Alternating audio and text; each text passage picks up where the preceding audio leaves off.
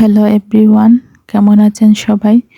তো আজকে চলে আসলাম দুপুরের লাঞ্চ শেয়ার করতে।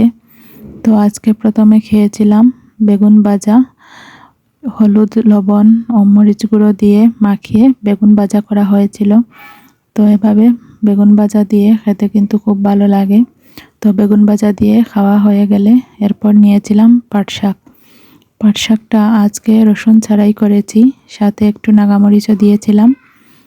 আর এভাবে পাট শাক তেলে বেজে খেতে কিন্তু খুব দারুণ লাগে।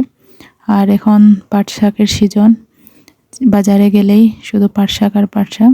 তো পাট শাক দিয়ে খাওয়া হয়ে গেলে এরপর নিয়েছিলাম একটা ছোটো মাছের তরকারি।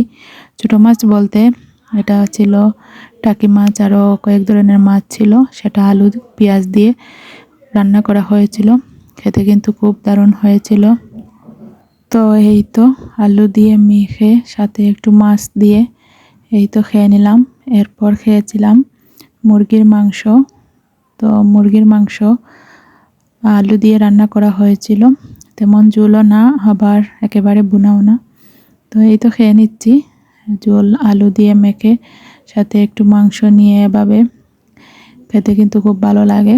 তো আজকের দুপুরের মেনু কার কার ভালো লেগেছে কমেন্ট করে জানাবেন। আর এরকম ভিডিও দেখতে চাইলে কমেন্ট করবেন এবং আমার চ্যানেলটা সাবস্ক্রাইব করে দেবেন।